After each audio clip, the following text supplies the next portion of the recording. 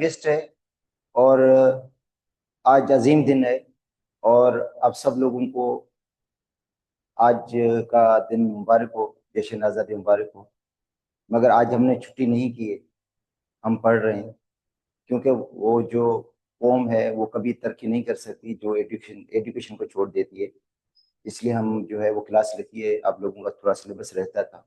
इंशाल्लाह आज first year complete कर लेंगे हम और कल से इंटर स्टार्ट कर लेंगे। और कल से जो इंटर का हम चैप्टर पढ़ेंगे वो होगा इंडस्ट्रियल केमिस्ट्री का। और इंडस्ट्रियल केमिस्ट्री के अंदर इसके अंदर 3 टॉपिक्स हैं, एक डाइज है और दूसरा है एडिसिव और तीसरा है पॉलीमराइजेशन। तो कोशिश होगी कि कल वाले दिन भी ये कंप्लीट हो जाए क्योंकि इतना बड़ा टॉपिक ये नहीं है। अगर हम डाइज देखेंगे तो वो भी छोटा टॉपिक है और एडिसिव जो है वो भी बहुत ही जो है वो इतना बड़ा टॉपिक नहीं है। पॉलीमराइजेशन थोड़ा बड़ा टॉपिक है, कोशिश होगी कल हो जाएगा, नहीं तो परसों इंशाल्लाह ये आप लोगों का जो पूरा सिलेबस है वो कंप्लीट हो जाएगा। और आज जो हम टॉपिक पढ़ेंगे वो है डाइपोल मूवमेंट। बहुत अहम टॉपिक है डाइपोल मूवमेंट।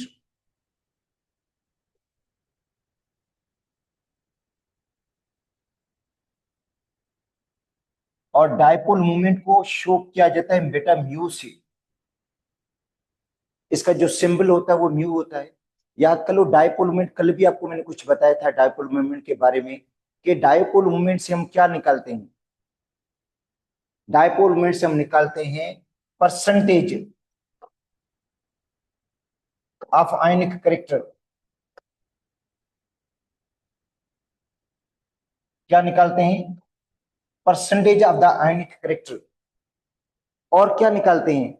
डाइपोल मूवमेंट से पता चल जाता है मॉलिक्यूल की पोलरिटी का, नॉन पोलर मॉलिक्यूल और पोलर मॉलिक्यूल। देखो ये पता चलेगा कि कौन से मॉलिक्यूल्स पोलर हैं और कौन से मॉलिक्यूल्स जो हैं वो नॉन पोलर हैं। तो नॉन पोलर और पोलर मॉलिक्यूल्स का जो है वो भी आइडिया हमें मिलता है डाइपोल मूवमेंट से। अच्छा, तो डाइपोल मूवमेंट है क्या? डाइपोल मूवमेंट है measurement of the polarity of molecule. Molecule की जो पोलरिटी है उसी की हम मेजरमेंट करते हैं डाइपोल मूवमेंट से। तो देखो डाइपोल मूवमेंट की अगर हम डेफिनेशन कहते हैं तो ये है measurement of polarity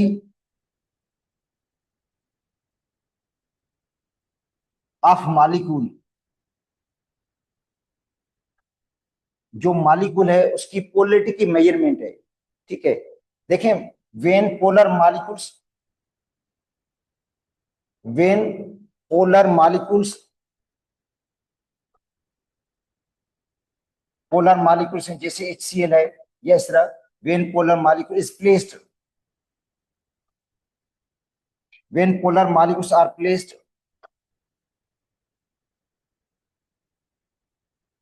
in electric field,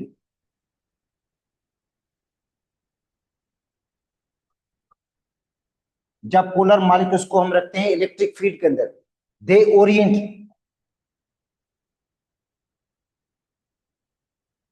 वो क्या करते हैं? ओरिएंट करते हैं। The extent of orientation, the extent of orientation is called dipole movement. Extent of orientation is called dipole movement. Orientation के एक्सटेंट को हम क्या कहते हैं? डाइपोल मूवमेंट कहते हैं।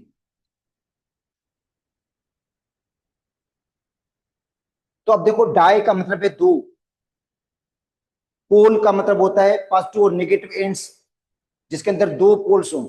डायपोल मूवमेंट का मतलब है पोलर जो मॉलिक्यूल्स हैं उनकी मूवमेंट। जिस तरह सपोज करता हूं मैं लिखता हूं हाइड्रोक्लोरिक एसिड, ये एक पोलर मॉलिक्यूल है और इसके अंदर कोवेलेंट बॉन्ड है, कोवेलेंट बॉन्ड है, ये सिंगल कोवेलेंट बॉन्ड है। और इलेक्ट्रॉन की जो हम कहते हैं क्लोरीन मोर इलेक्ट्रोनेगेटिव है, इसलिए क्लोरीन क्या करता है? बॉन्डिंग इलेक्ट्रॉन को अपनी तरफ ज्यादा अट्रैक्ट करता है, इसलिए जो बॉन्डिंग इलेक्ट्रॉन है वो शिफ्ट हो जाते हैं क्लोरीन की तरफ। तो क्लोरीन का जो पोर्शन है उसके ऊपर पार्शियल नेगेटिव चार्ज आ जाती है और हाइड्रोजन के जो पोर्शन उसके ऊपर पार्शियल पॉजिटिव चार्ज आ जाता है और ये मॉलिक्यूल बन जाता है पोलर। और डाइपोल मूवमेंट का जो डायरेक्शन होगा वो हमेशा मोर इलेक्ट्रोनेगेटिव एटम की तरफ होता है। याद कर लो डाइपोल मूवमेंट का जो डायरेक्शन होता है वो हमेशा किस तरफ होता है? मोर इलेक्ट्रोनेगेटिव एटम की तरफ होता है। अच्छा, डायपोल मोमेंट जो है वो वेक्टर क्वांटिटी है।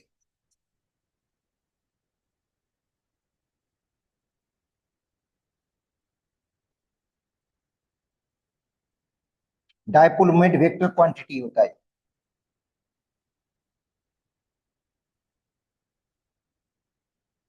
मतलब इसको मैग्नीट्यूड भी है और डायरेक्शन भी होता है। देखो, मैग्नीट्यूड भी है और डायरेक्शन भी है, तो इस मॉलिक्यूल को हम कहेंगे ये पोलर मॉलिक्यूल है। ये जो मॉलिक्यूल है ये पोलर है, और इसकी डायपोल मोमेंट होगी।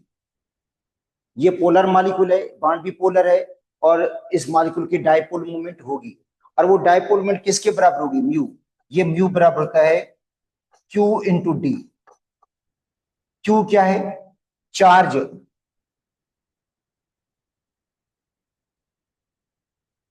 Eight each pole. मगर हम चार्ज क्या लेंगे? एक पोल, किसी एक पोल की लेंगे।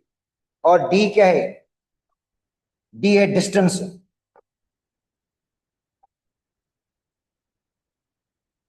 बिटवीन टू पोल्स, के दो पोल के दरमियान कितना डिस्टेंस है। तो क्यू जो है वो चार्ज है एट ईच पोल, और डी क्या होता है? Distance between two poles. Distance है दो पोल्स के दरमियान। अच्छा, इससे क्या मिलेगा हमें? इससे मिलेगी थ्योरेटिकल डायपोल मोमेंट। इसकी मॉलिक्यूल की जो थ्योरेटिकल डायपोल मोमेंट, जिसको हम कहते हैं म्यू आयनिक, ये मिलेगा आपको म्यू आयनिक। म्यू, इसको हम कहते हैं म्यू आयनिक मिलेगा आपको। इसको कहते हैं थ्योरेटिकल डायपोल मोमेंट। कि भाई चार्ज है, इसको मल्टीप्लाई करेंगे डिस्टेंस से, मतलब बॉन्ड डिस्टेंस से इसको क्या करेंगे? मल्टीप्लाई कर देंगे।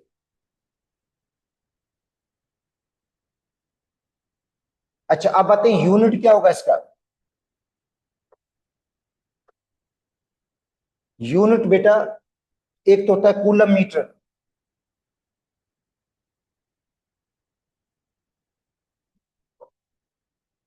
कूलम मीटर होगा, जो होगा इसका एसआई यूनिट। देखो क्यू, ये चार्ज है, चार्ज का यूनिट कूलम होता है, और डिस्टेंस का यूनिट मीटर होता है। या इसको आप लिख सकते हो, चार्ज आप ले लो ईएसयू में, इनटू सेंटीमीटर। देखो ईएसयू सेंटीमीटर भी इसका यूनिट हो सकता है। या साइंटिस्ट के नाम से इसका है D by unit.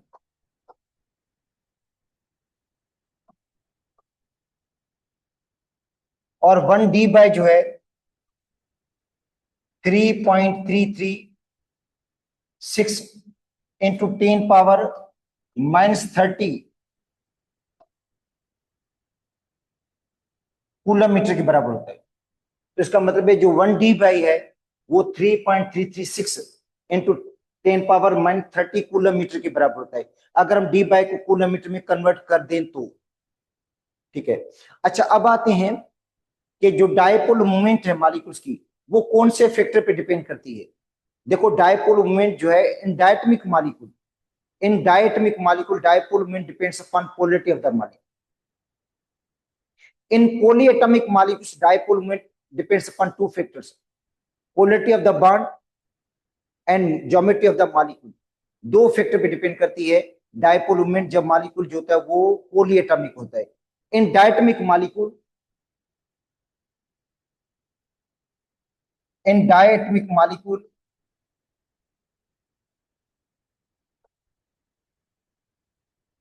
Dipole moment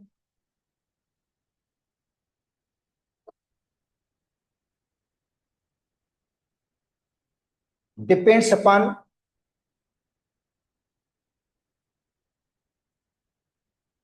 upon polarity of bond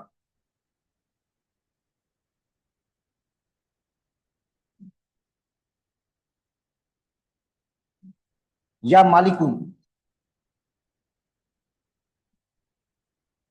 and polarity depends upon polarity of bond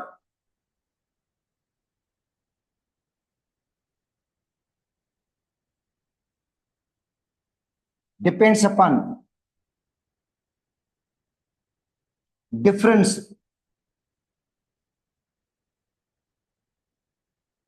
of electronegativity,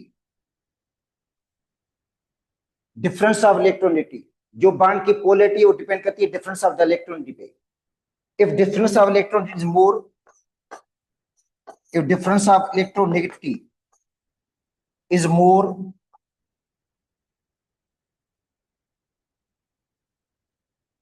then polarity is more.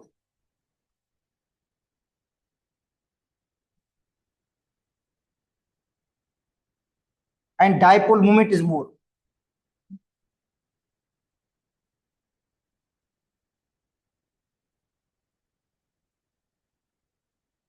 तो डायपोल मूवमेंट भी ज्यादा होगी इस मॉलिक्यूल। देखो मॉलिक्यूल की जो डायपोल मूवमेंट होगी वो भी ज्यादा होगी। अब देखते हैं H F, H F, H F, H C L, H B R और एच आई, ये सभी पोलर मॉलिक्यूल्स हैं। फ्लोरीन पार्शली नेगेटिव है और हाइड्रोजन पार्शली पॉजिटिव है। क्लोरीन पार्शली नेगेटिव है, हाइड्रोजन पार्शली पॉजिटिव है। ब्रोमीन पार्शली नेगेटिव है, हाइड्रोजन पार्शली पॉजिटिव है। आयोडीन पार्शली नेगेटिव है और हाइड्रोजन पार्शली पॉजिटिव है। इसमें डायपोल मोमेंट का डायरेक्शन किधर है? क्लोरीन की तरफ। इसमें भी डायपोल मोमेंट का डायरेक्शन किस तरफ होगा? क्लोरीन की तरफ। हमेशा डायपोल मोमेंट का डायरेक्शन मोर इलेक्ट्रोनेगेटिव एटम की तरफ होता है। इसमें भी डायपोल मोमेंट का जो डायरेक्शन होगा वो ब्रोमीन की तरफ होगा, क्योंकि ब्रोमीन मोर इलेक्ट्रोनेगेटिव है। और इसमें ये आयोडीन की तरफ होगा डायपोल मोमेंट का डायरेक्शन। अच्छा, अब आते हैं डिफरेंस ऑफ द इलेक्ट्रोनेगेटिविटी कितना होगा।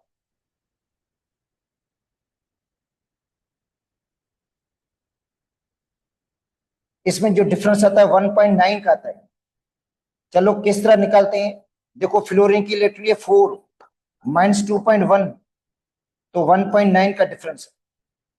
इसमें क्लोरीन की इलेक्ट्रॉन है 3 माइनस 2.1, तो ये आता है 0.9 का डिफरेंस।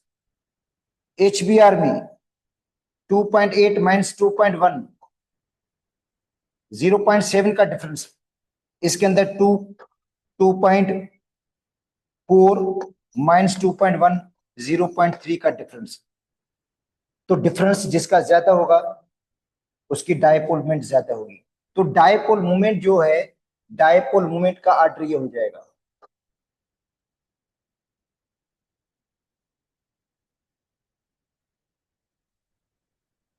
एच एफ में ज्यादा होगी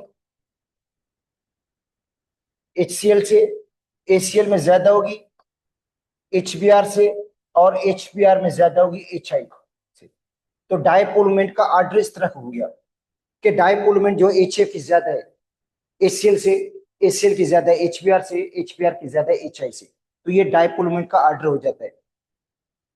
अच्छा, अब आते, ये तो हो गया पोलर डायटमिक मॉलिक्यूल्स है, मगर ये पोलर है, इनके अंदर हेटेरो एटम्स हैं। अच्छा, तो dipole moment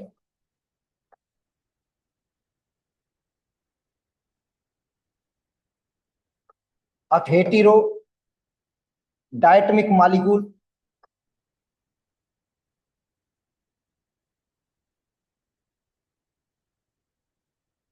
not is equal to 0, 0 के बराबर नहीं होगी।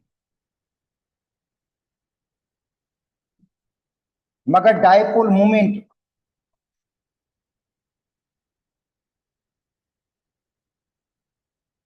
डायपोल मोमेंट जो है होमो डायटमिक मॉलिक्यूल, होमोडायटमिक मॉलिक्यूल की 0 हो जाएगी। अच्छा, जो होमोडायटमिक मॉलिक्यूल है जैसे क्लोरीन है, तो क्लोरीन में जो इलेक्ट्रॉन का डिफरेंस आता है वो आता है 0। क्लोरीन में जो इलेक्ट्रॉन का डिफरेंस है वो 0 है। ब्रोमीन में दोनों टर्म सेम है, दोनों टर्म सेम है, दोनों की इलेक्ट्रॉन भी सेम होगी, और शेयर पर को कोई भी एटम ज्यादा अट्रैक्ट नहीं करेगा। और जो इलेक्ट्रॉन डेंसिटी होगी किधर भी शिफ्ट नहीं होगी, दोनों एटम पे इक्वली डिस्ट्रीब्यूट हो जाएगी, तो इलेक्ट्रॉन का जो डिफरेंस आता है वो जीरो होता है। H2 में भी ऐसे ही है, जो इलेक्ट्रॉन का डिफरेंस है वो जीरो है, ठीक है। और इन सब के अंदर इलेक्ट्रॉन का डिफरेंस जीरो आ रहा है। नाइट्रोजन में भी जो इलेक्ट्रॉन का डिफरेंस है वो जीरो है, तो इन सब की डायपोल मूवमेंट क्या हो जाएगी, जीरो हो जाएगी। इन सब मॉलिक्यूल डायपोल मूवमेंट क्या होगी, जीरो होगी। तो ये तो हो गया डायटोमिक मॉलिक्यूल। अच्छा, in polyatomic molecules,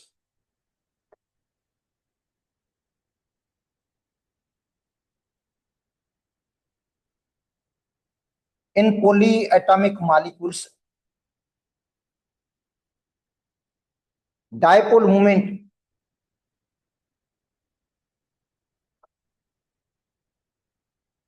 depend upon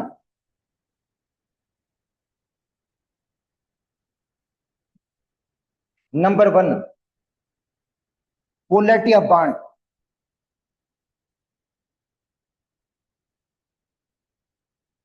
bond की पोलैरिटी पे भी डिपेंड करती है। और दूसरा ज्योमेट्री ऑफ द मॉलिक्यूल,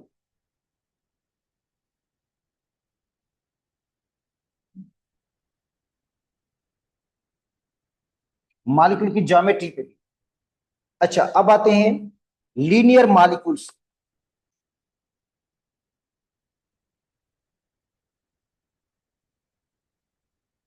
देखो बेटा, लीनियर जो मॉलिक्यूल्स हैं, लीनियर मॉलिक्यूल्स में कौन है, कार्बन डाइऑक्साइड, और क्या है CH2, और क्या आ रहा है BeCl2, और कौन आ रहा है C2H2। डायपोल मोमेंट जीरो होगी। हालांकि इनके अंदर डिफरेंट एटम भी है, उसके बावजूद भी देखते हैं क्यों। कार्बन डाइऑक्साइड को देख लो, कार्बन डाइऑक्साइड, कार्बन डाइऑक्साइड का स्ट्रक्चर लीनियर है,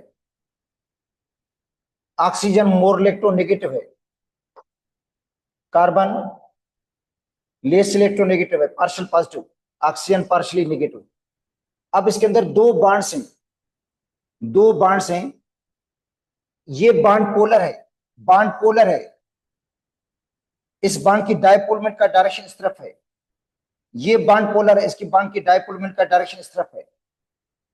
देखो, दो बॉन्ड्स हैं, दोनों की बॉन्ड मूवमेंट तो है, देखो, मगर जो नेट डायपोलर मूवमेंट होगी, नेट, देखो नेट डायपोल मूवमेंट इसकी क्या होगी, जीरो होगी। बॉन्ड मूवमेंट है इसके अंदर, दोनों बॉन्ड पोलर हैं, देखो both bonds are polar,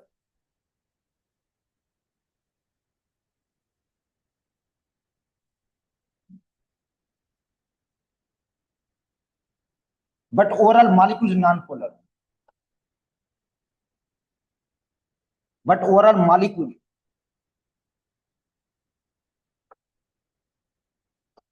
is non-polar due to symmetrical structure.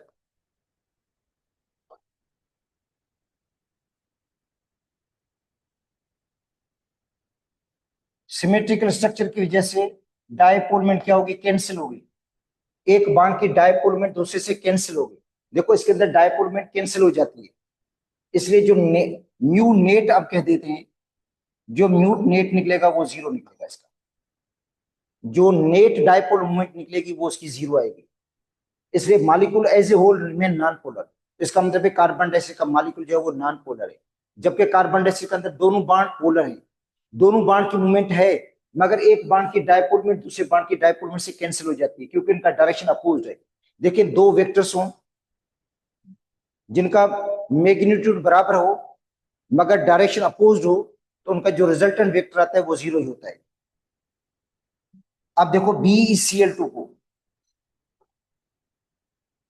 BeCl2, अच्छा तो क्लोरीन मोर इलेक्ट्रोनेगेटिव है, बेरिलियम जो होगा इलेक्ट्रोपॉजिटिव होगा।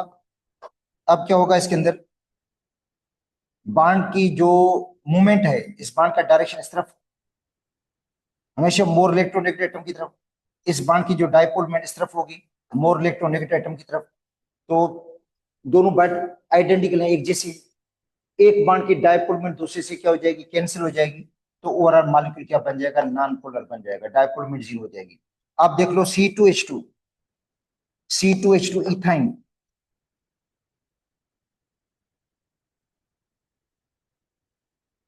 अच्छा अब देखो हाइड्रोजन से कार्बन मोर इलेक्ट्रोनेगेटिव है,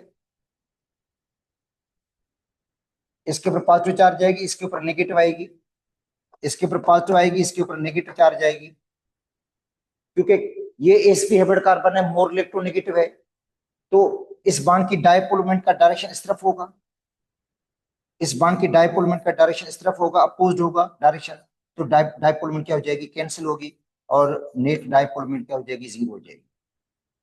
इसका मतलब ये बॉन्ड इसके अंदर भी पोलर है, मगर ओवरऑल मॉलिक्यूल क्या बन गया, नॉन पोलर बन गया, तो इसका मतलब ये C2H2 का मॉलिक्यूल भी नॉन पोलर है ओवरऑल। तो ये सारे मॉलिक्यूल जो है वो नॉन पोलर है, जिनका स्ट्रक्चर लीनियर है। अच्छा अब आते हैं number 2,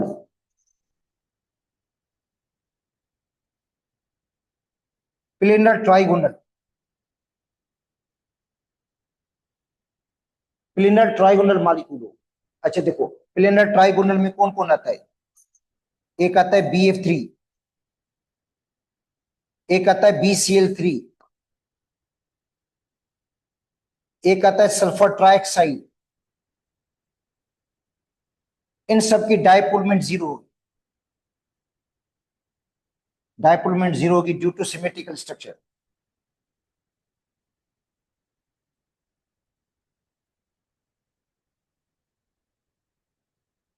due two symmetrical structure. देखो इसके अंदर भी देखो BF3 में, BF3 boron trifluoride, bond polar है, फ्लोरीन मोर इलेक्ट्रोनेगेटिव है, ये भी फ्लोरीन मोर इलेक्ट्रोनेगेटिव, ये भी मोर इलेक्ट्रोनेगेटिव, बोरान पॉजिटिव। अब क्या होगा, आपको पता है कि बॉन्ड मूवमेंट जो है हमेशा मोर इलेक्ट्रोनेगेटिव एटम की तरफ होती है, इस बॉन्ड के डायपोल मोमेंट का डायरेक्शन इस तरफ होगा, इस बॉन्ड की डायपोल मोमेंट का डायरेक्शन इस तरफ होगा, जो उनकी रिजल्टेंट डायपोल मोमेंट का डायरेक्शन होगा वो डाउनवर्ड होगा, इनकी रिजल्टेंट, और वो अपवर्ड से क्या हो जाएगा, कैंसिल हो जाएगा।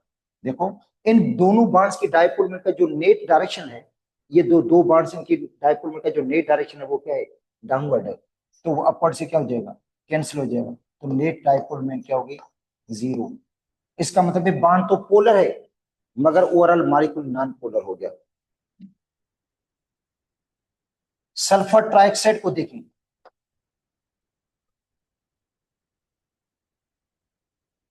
Sulphur trioxide,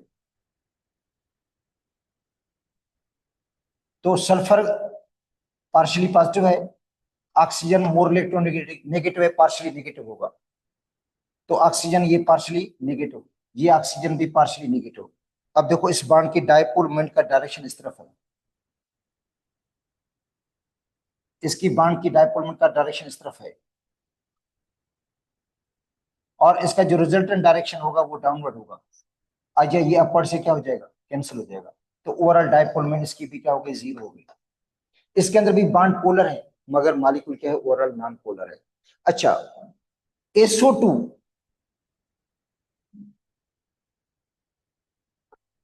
SO2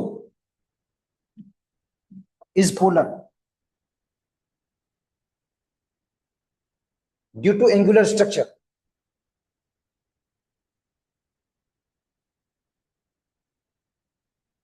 due to angular structure।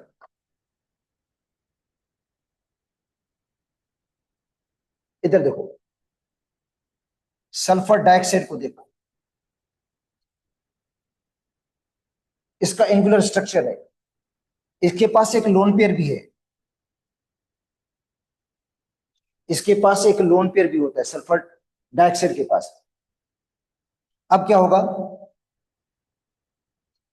ये नेगेटिव, ये नेगेटिव, ये पॉजिटिव, इसकी डायपोल मोमेंट का डायरेक्शन इस तरफ, इसकी डायपोल मोमेंट का डायरेक्शन इस तरफ, ठीक है। अब एक्चुअली ये होगा, यहाँ पे अगर ऑक्सीजन होता और इसकी डायपोल मोमेंट का डायरेक्शन जो होता है वो अपोज्ड है, मगर ये कैंसिल हो गए नहीं, क्योंकि ये लोन पेयर है और ये सिमेट्रिकल मॉलिक्यूल नहीं है, क्योंकि यहाँ पे ऑक्सीजन है, सॉरी लोन पेयर है, लोन पेयर की वजह से इसकी डायपोल मोमेंट कैंसिल नहीं होगी। डायपोल मोमेंट, इसमें ऑक्सीजन था जिसके जिस डायपोल, तीनों एटम एक जैसे थे, सराउंडिंग एटम सेम थे, सराउंडिंग एटम क्या थे, सेम थे।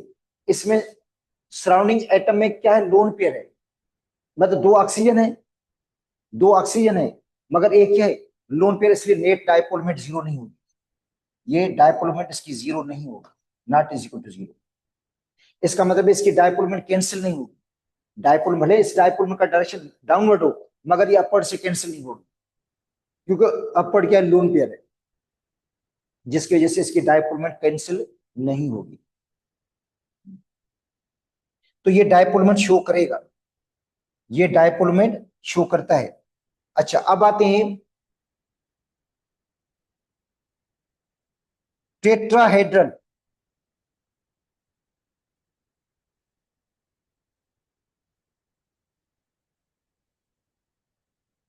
टेट्राहेड्रल मॉलिक्यूल्स, टेट्राहेड्रल में CCl4 आ जाता है, CBr4 आ जाता है, और इसके अलावा SiF4 आ जाता है। इन सब की डायपोल मोमेंट क्या होगी, जीरो। इन सब की डायपोल मोमेंट जीरो होगी due two symmetrical structure, due two symmetrical structure.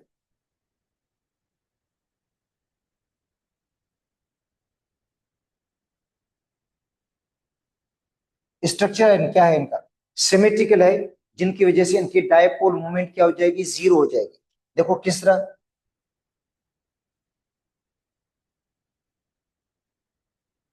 ये कार्बन है, इधर क्लोरीन, यहां पे क्लोरीन, इधर क्लोरीन, इधर क्लोरीन, बांड तो पोलर है, कार्बन और क्लोरीन का बांड पोलर है।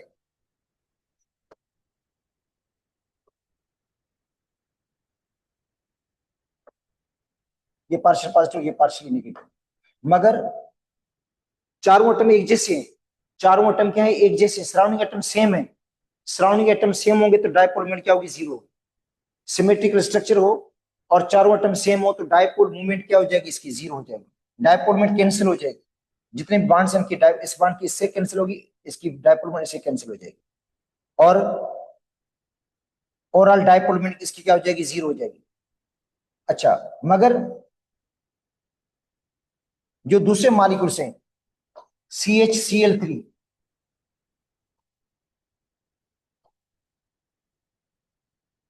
CH2Cl2, CH3F या CH3Cl आर पोलर, ये पोलर है due to asymmetric structure.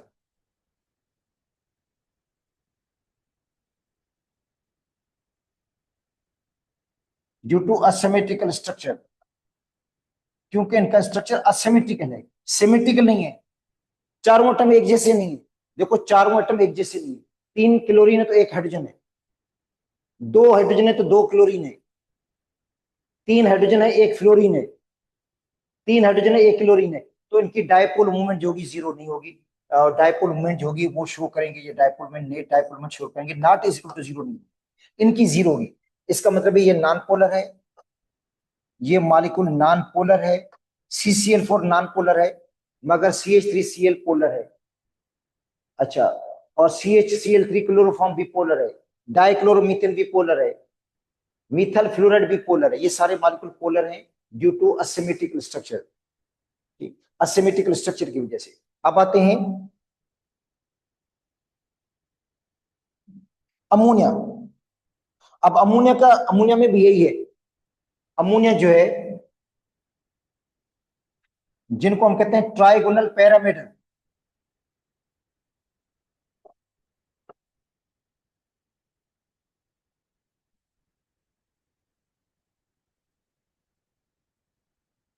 Trigonal parameter ammonia NH3। अब देखो अमोनिया में क्या होता है, लोन पेयर है, और 3 क्या है, बॉन्ड पेयर है। ये लोन पेयर है देखो। और लोन पेयर की वजह से इसकी डायपोल मोमेंट कैंसिल नहीं होगी। अब देखो यहाँ पे एच पॉजिटिव, ये H partially positive, H partially positive और एन पार्शली नेगेटिव। अब क्या होगा, इस बॉन्ड की डायपोल मोमेंट का डायरेक्शन इस तरफ होगा, इस बॉन्ड की डायपोल मोमेंट का डायरेक्शन इस तरफ होगा, इस बॉन्ड की डायपोल मोमेंट का डायरेक्शन इस तरफ होगा, नाइट्रोजन की तरफ। और नाइट्रोजन की जो बॉन्ड डायपोल मोमेंट का डायरेक्शन किस तरफ होगा, मोर लेफ्ट हो, लोन पेयर की तरफ होगा। तो इसका मतलब ये डायपोल मोमेंट शो करेगा, ये डायपोल मोमेंट जो है वो शो करेगा, जीरो के बराबर नहीं होगी इसकी डायपोल मोमेंट। और अमोनिया जो है इस पोलर मॉलिक्यूल,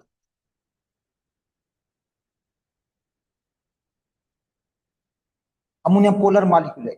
इसका मतलब है, हाँ, अमोनियम आयन जो होगा नॉन पोलर होगा, जो अमोनियम आयन है वो नॉन पोलर होगा, उसकी डायपोल मोमेंट जीरो होगी।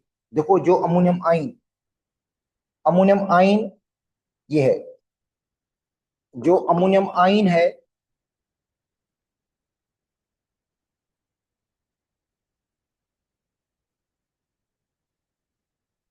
इसके ऊपर पॉजिटिव चार्ज है, इसकी डायपोल मोमेंट जीरो होगी।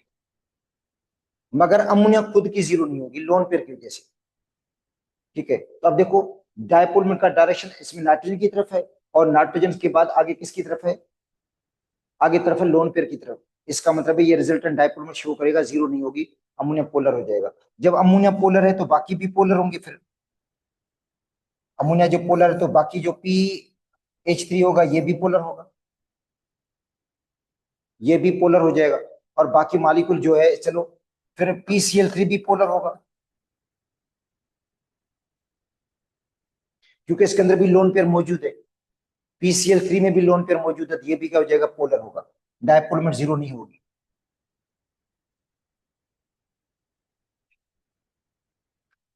अच्छा, अब आते हैं,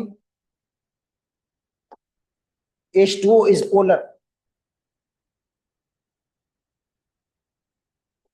ड्यू टू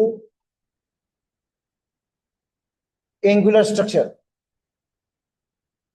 क्योंकि इसका स्ट्रक्चर एंगुलर होता है इसे, या बेंट स्ट्रक्चर।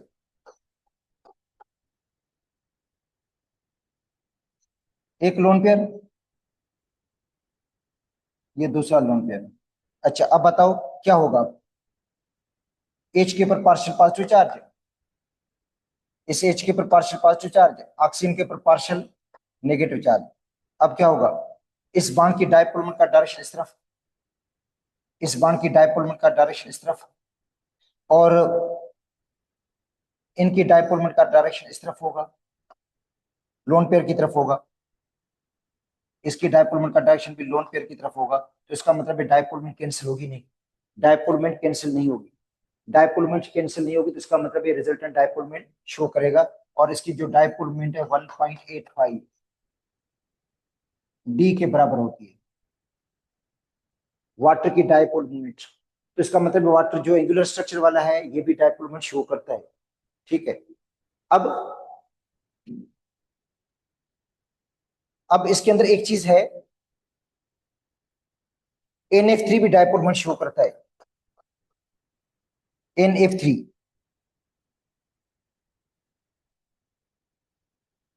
मगर डायपोल मोमेंट का डायरेक्शन जो होगा वो फ्लोरीन की तरफ होगा। देखो NF3 में, देखो ये NF3 है,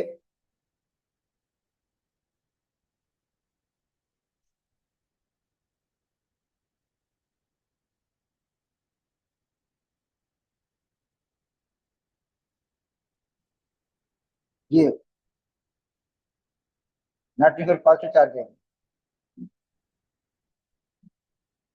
इसकी डायपोल का डायरेक्शन इस तरफ, इसकी डायपोल का डायरेक्शन इस तरफ, इसकी डायपोल का डायरेक्शन इस तरफ, और इसकी डायपोल का डायरेक्शन इस तरफ। आप कहेंगे इसकी डायपोल कैंसिल होगी, कैंसिल नहीं होगी बेटा, क्योंकि ऊपर क्या है, लोन पेयर है। ऊपर लोन पेयर, लोन पेयर की वजह से इसकी डायपोल कैंसिल नहीं होगी। अच्छा, मगर जो नते डायपोल का है, वैल्यूज है, वैल्यूज बताती हैं कि डायपोल मोमेंट जो है वो अमोनिया की ज्यादा होती है, अमोनिया की ज्यादा है किससे, NF3 से।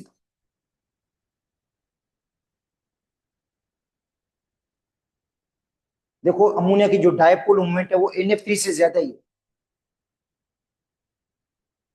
जो जो रिजल्टेंट डायपोल मोमेंट है, म्यू नेट जिसको हम कहते हैं, म्यू नेट जो होगी वो अमोनिया की ज्यादा होगी किसी NF3 से। देखो NF3 में बांड की पोलरिटी तो NF3 में ज्यादा है, मगर जो रिजल्टेंट डायपोल मोमेंट है वो अमोनिया की ज्यादा है इनसे, NF3 से, क्योंकि वो वेक्टर सम है, वेक्टर सम के हिसाब से उसकी ज्यादा आ जाती है वैल्यू। अच्छा, उसके बाद जो है कुछ और मॉलिक्यूल्स भी हैं जिनके हम डायपोल मोमेंट मालूम करते हैं, जिस तरह सबको कहते हैं सिज और ट्रांस। देखो सिज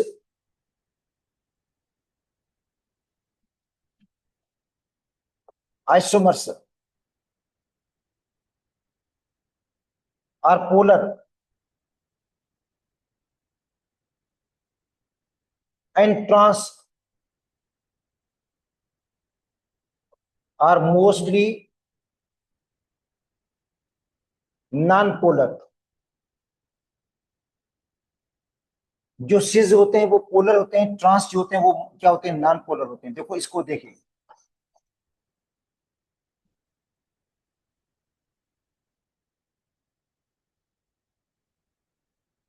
और ये सिज फॉर्म है। सिज का मतलब डबल बॉन्ड कार्बन जो है, double bond carbon geometrical isomerism show करेगा, उसमें क्लोरीन सेम साइड पर है, क्लोरीन जो दोनों है वो सेम साइड है, और हाइड्रोजन की सेम साइड है, तो इसको हम कहते हैं सिज। और ये ट्रांस है,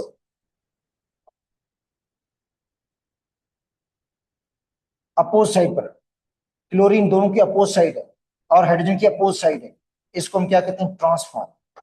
ये ट्रांस है। अच्छा, तो ट्रांस क्यों जीरो हो जाते हैं, ट्रांस की डायपोल मोमेंट जीरो क्यों हो जाती है? इसकी डायपोल मोमेंट जीरो हो जाती है और इसकी डायपोल मोमेंट जीरो नहीं होती। अच्छा, रीजन देखते हैं। देखो इसकी डायपोल मोमेंट का डायरेक्शन, देखो इस बाण की जो डायपोल मोमेंट है ना, उसका डायरेक्शन क्लोरीन की तरफ है।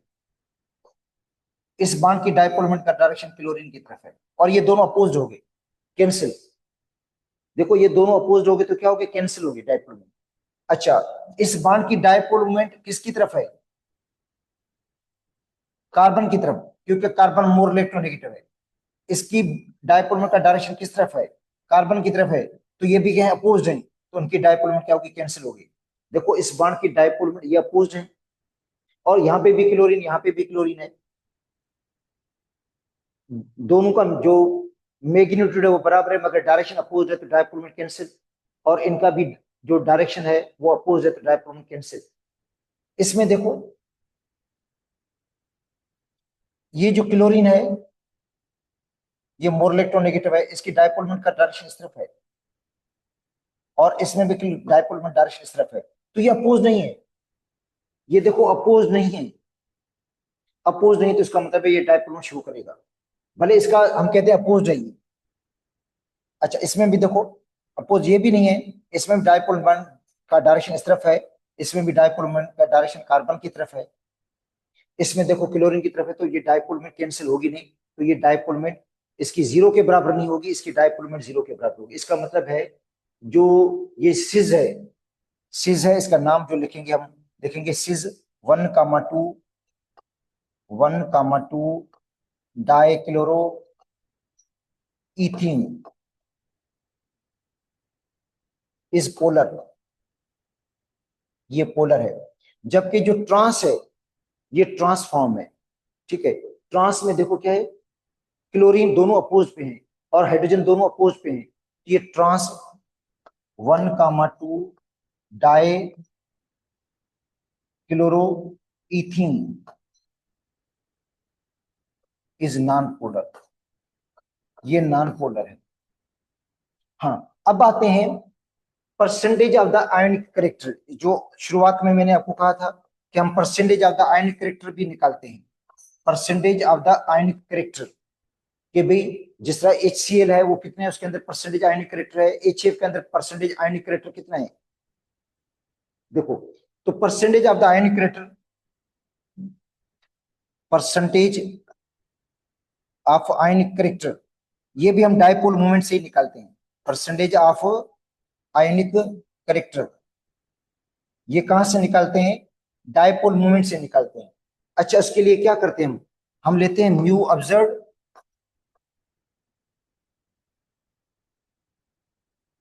म्यू ऑब्जर्व से मुराद क्या है? जो डायपोल मोमेंट जो हमने ऑब्जर्व किए, डायपोल मोमेंट जो हमने ऑब्जर्व किए, उसके बाद क्या होगा? Mu ionic, mu ionic multiplied by 100। Multiply किससे करेंगे इसको? 100 से। अब देखो mu observe divide by mu ionic multiplied by 100।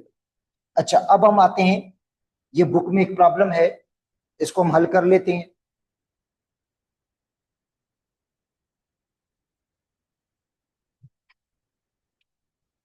तो ये पंजाब की बुक में है, हमारी बुक में नहीं है। इसके अंदर जो परसेंटेज दिया गया है डायपोल मोमेंट का, तो म्यू जो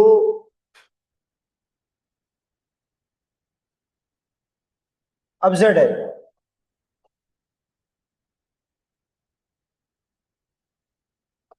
ऑफ एच एफ, ये 1.9 डी, 1.9 डी बाई यूनिट के अंदर है। अच्छा, अब क्या करना है हमने? एक तो हमने म्यू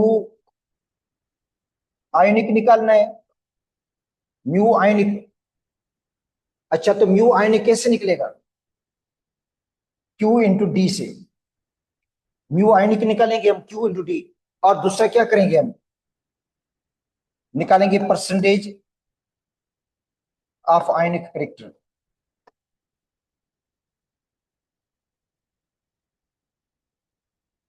देखो म्यू आयनिक निकालेंगे क्यू इंटू डी। क्यू यहाँ पे दिया गया है, और डी का मतलब है डिस्टेंस, क्यू का मतलब है चार्ज। देखो चार्ज आपको दी गई है, क्यू चार्ज है, चार्ज है इसमें दी गई है 1.602, 1.602 इंटू 10 पावर -19 कूलम। और डी से मुराद है डिस्टेंस पार्ट लेंथ, और डिस्टेंस कितना दिया गया इसके अंदर? 0.917 इंटू 10 पावर -10 मीटर।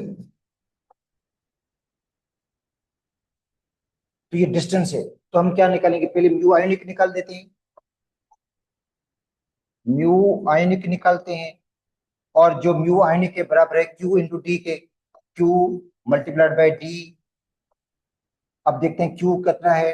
क्यू की वैल्यू गिवन है आपको 1.602 इंटू 10 पावर -19 कूलम। और डी कितना है? 0.917 इंटू 10 पावर -10 मीटर। अब दोनों को जब हम मल्टीप्लाई करते हैं, तो जो म्यू आयनिक मिलता है हमें, म्यू आयनिक जो हमें म्यू आयनिक मिलता है, वो मिल जाता है इन दोनों की मल्टीप्लिकेशन से। म्यू आयनिक मिलता है 1.469 into 10 power -29 coulomb meter, coulomb meter. अच्छा, convert coulomb meter into debye, convert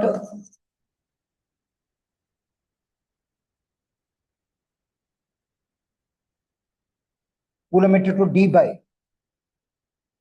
अच्छा, तो डी बाई कितना मिलेगा हमें? अच्छा, तो mu mu ionic in debye, debye में कितना मिलेगा? अच्छा, तो क्या करेंगे? 1.469 into 10 power -29 coulomb meter, coulomb meter है, कूलम मीटर। ये सेंटीमीटर नहीं है, कूलम मीटर है। इसको डिवाइड किससे करना है हमने? पढ़ कर आए थे कि 1 डी बाई किसके बराबर है? 1 डी बाई बराबर है 3.336 इंटू 10 पावर -30।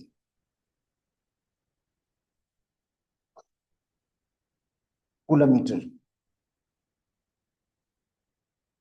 पर डी बाय, तो कूलम मीटर में कैंसिल होगा,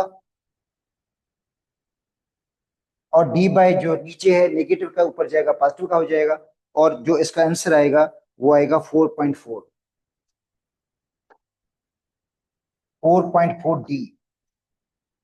तो ये म्यू आयनिक हो गया, और ये म्यू ऑब्जर्व है, जो ऑब्जर्व म्यू है वो 1.9 है, और जबकि म्यू आयनिक कितना है 4.4 है, इसको मल्टीप्लाई करना है 100 से।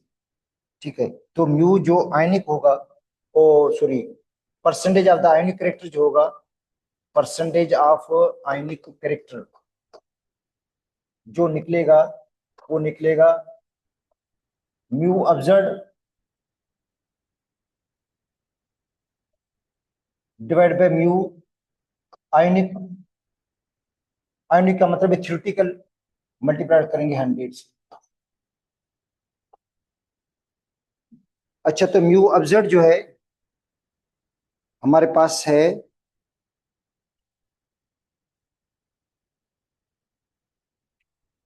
1.9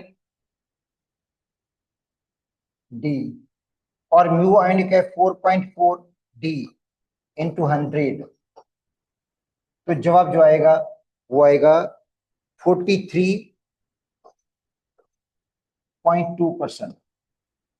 इसका मतलब है HF जो है राउंड अबाउट 43% आयनिक है, 43% क्या है ये आयनिक है, और बाकी जो 57% है वो कोवलेंट है। देखो, HF is 43% ionic and 57% covalent. HCl 17% क्या है आयनिक है, एंड 83%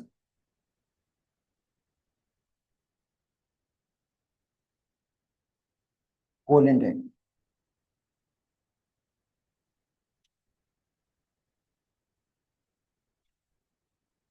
अच्छा, तो ये डायपोल मूवमेंट बेटा कंप्लीट हो गया, और डायपोल मूवमेंट की अगर कोई वैल्यूज अगर आपको देखनी है, वैल्यूज याद करनी है, तो वो बुक से आप याद कर सकते हैं, क्योंकि बुक के अंदर इसकी वैल्यूज गिवन है।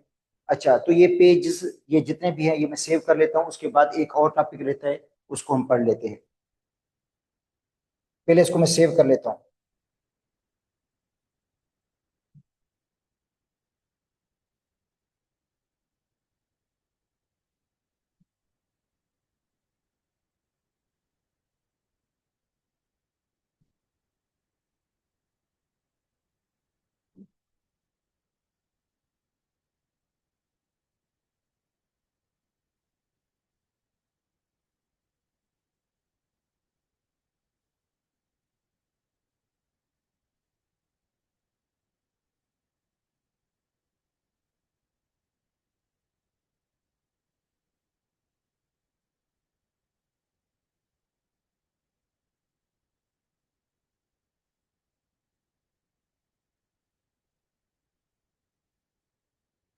अच्छा, अब आते हैं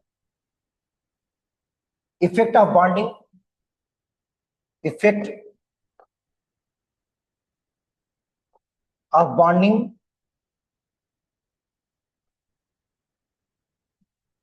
on the physical properties, physical and chemical properties, chemical properties of compound.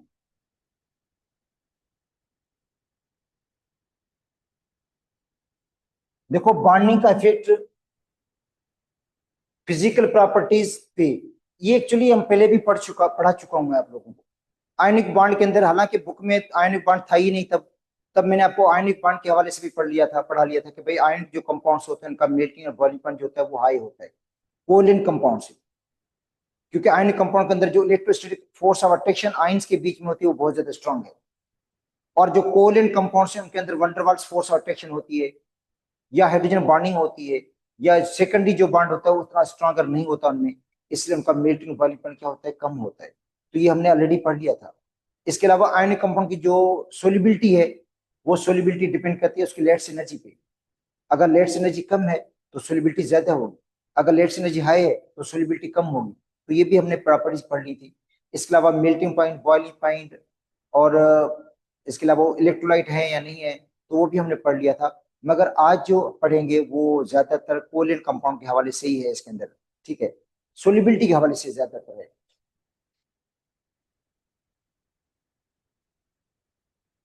तो physical properties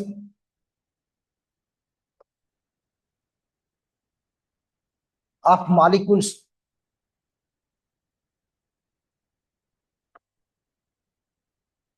such as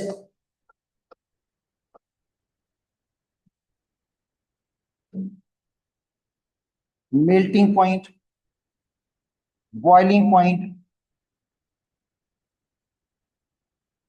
solubility. Solubility जो है, मेल्टिंग पॉइंट, बॉइलिंग पॉइंट है, depends upon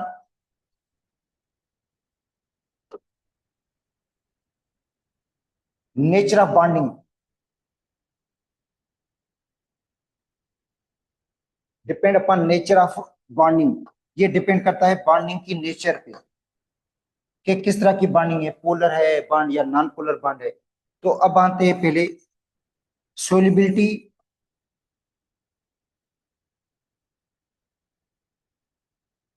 of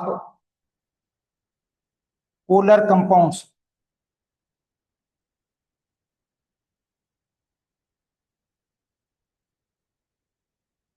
in polar solvent.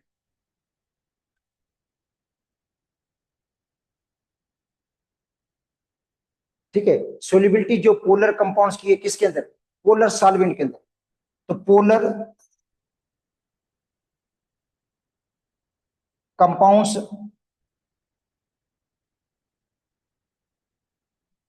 Are soluble in polar solvent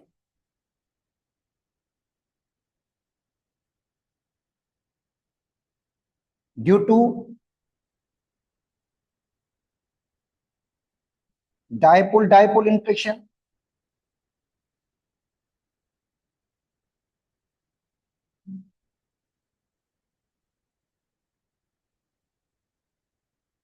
dipole dipole interaction, क्योंकि solute भी polar है और solvent भी polar है, तो उनमें क्या होगा, डायपोल डायपोल इंटरेक्शन होगी।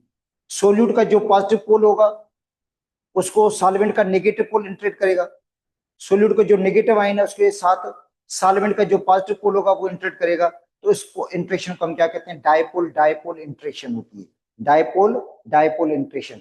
और हाइड्रोजन बॉन्डिंग, या क्या होगा उनमें, हाइड्रोजन बॉन्डिंग होगी। अच्छा, alcohols, alcohols, carboxylic acid,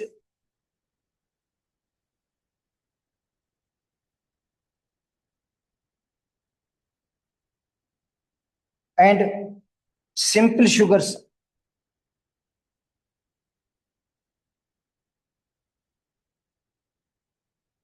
simple sugars are soluble in water.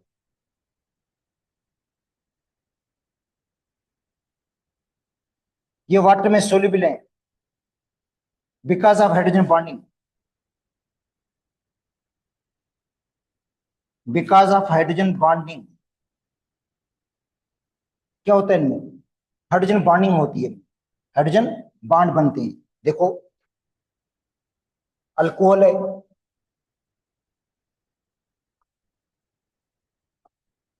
ये अल्कोहल है, R O H, H positive है, ओ क्या है, नेगेटिव। जो अल्कोहल का एच है वो पॉजिटिव है और ओ क्या है, नेगेटिव है। अब देखो ये वाटर आ गया, वाटर में जो H है ये पॉजिटिव है और O क्या है, नेगेटिव है। इनमें क्या बन रहा है, देखो बीच में हाइड्रोजन बॉन्डिंग हो रही है, हाइड्रोजन बॉन्डिंग है।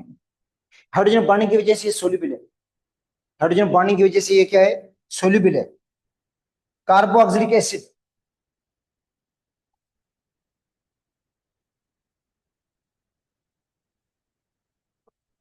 H पॉजिटिव है, ये O नेगेटिव है।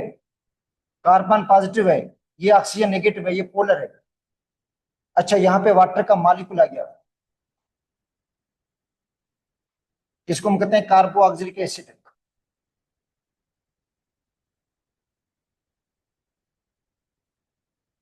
ऑक्सीजन नेगेटिव, हाइड्रोजन क्या है, पॉजिटिव है। अच्छा, अब क्या होगा,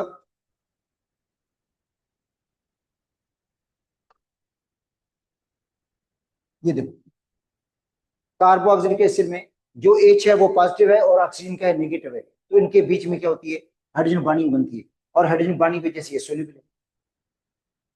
हाइड्रोजन बॉन्डिंग की वजह से ये वाटर में सोल्यूबल है, इसलिए शुगर भी सोल्यूबल है।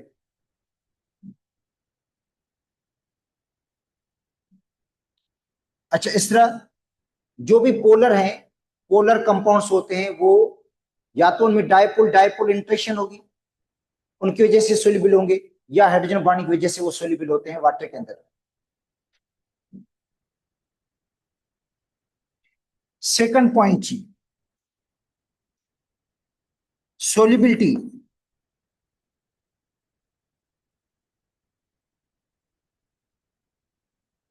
ऑफ नॉन पोलर सोल्यूट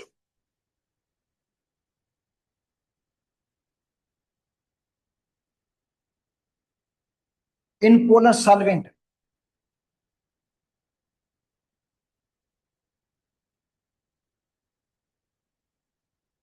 अच्छा, तो non polar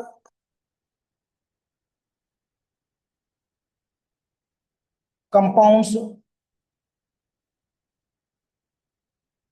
such as alkanes, benzene,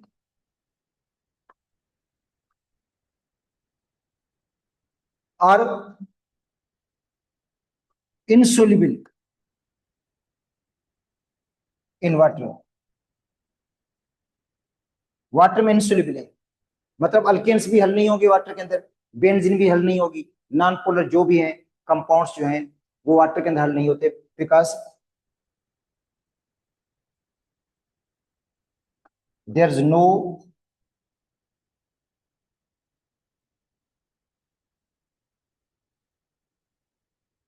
interaction between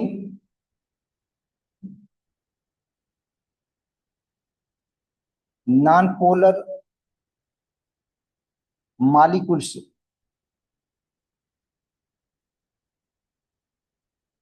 and polar solvent.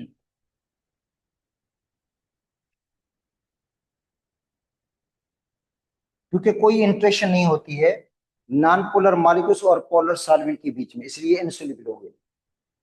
अब आते हैं solubility,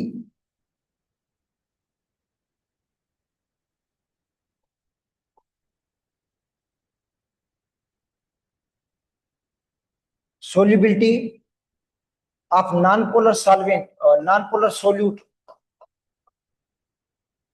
non polar solute in non polar solvent.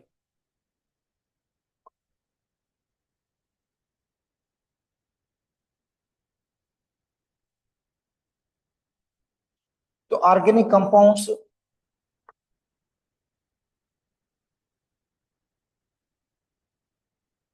Are mostly non polar,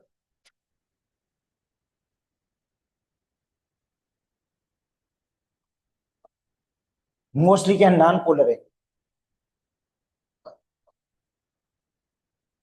soluble in non polar solvent,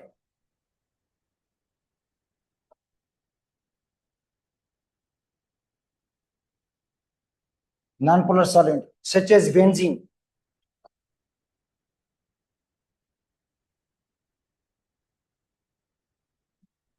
C6H6 non polar है।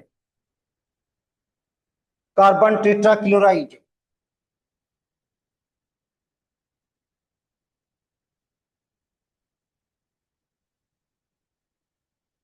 CCl4 ये भी non polar है, ये भी क्या है, नॉन पोलर है। तो इसका मतलब है hexane is soluble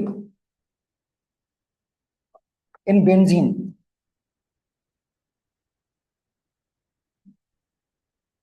because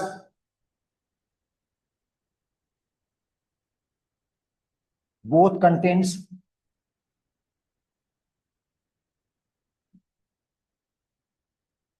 weak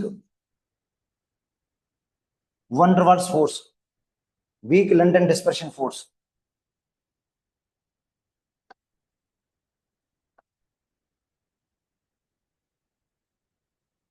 और ये होता है लाइक डिजॉल्व लाइक एसिड के तहत ये हल हो जाते हैं। इसका मतलब है जो नॉन पोलर सोल्यूट होंगे वो नॉन पोलर सॉल्वेंट के अंदर सोल्यूबल होंगे, और जो पोलर सोल्यूट हैं वो पोलर सॉल्वेंट के अंदर हल होते हैं, और जबकि नॉन पोलर जो सोल्यूट होंगे वो पोलर सॉल्वेंट के अंदर हल नहीं होंगे, इनसोल्यूबल रहेंगे। अच्छा, उसके बाद है rate of reaction.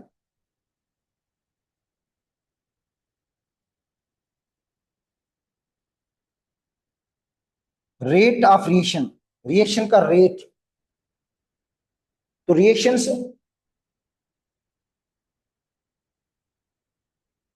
Between ionic compounds,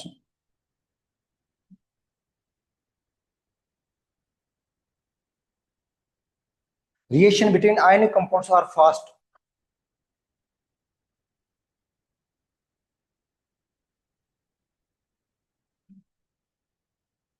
and reaction between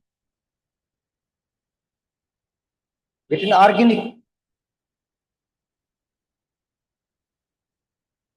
and covalent compounds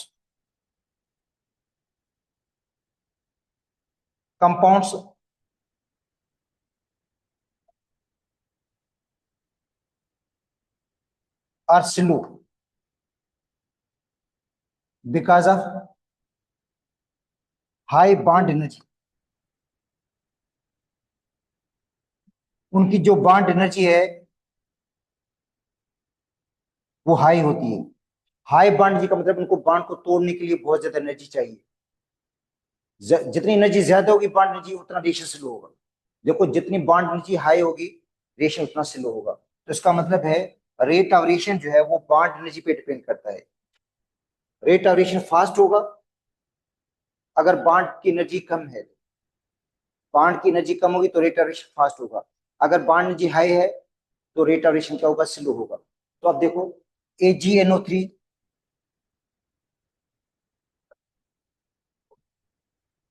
plus ये एक्वस सॉल्यूशन है, प्लस NaCl, ये भी क्या है, एक्वस सॉल्यूशन है। तो क्या बन जाएगा, AgCl बन जाएगा सॉलिड, और प्लस बनेगा NaNO3, NaNO3। ये रिएक्शन फास्ट होगा, ये रिएक्शन क्या होता है, फास्ट होता है। और AgCl बनाता है व्हाइट प्रेसिपिटेट, व्हाइट कलर का सॉलिड बना देता है। जैसे टेस्ट ट्यूब में सिल्वर नाइट्रेट और सोडियम क्लोराइड को मिलाएंगे उसी टाइम एकदम व्हाइट कलर का सॉलिड बन जाता है, व्हाइट कलर की प्रेसिपिटेट बन जाती है, और साथ में सोडियम नाइट्रेट बन जाता है। अच्छा, दूसरा रिएक्शन है एसिड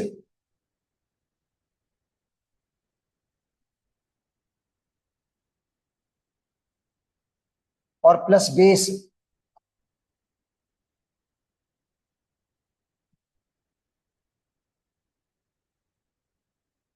एसिड और बेस मिलकर क्या बनाते हैं, साल्ट बनाते हैं।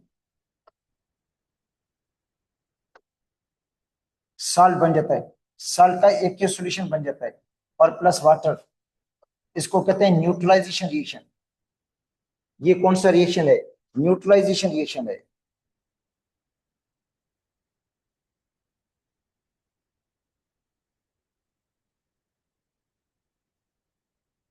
ये भी क्या होता है?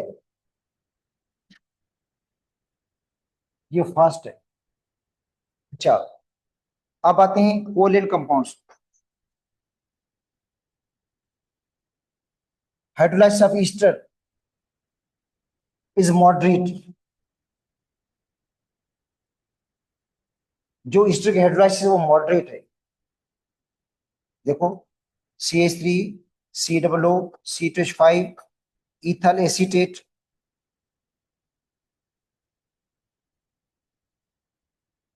Plus water,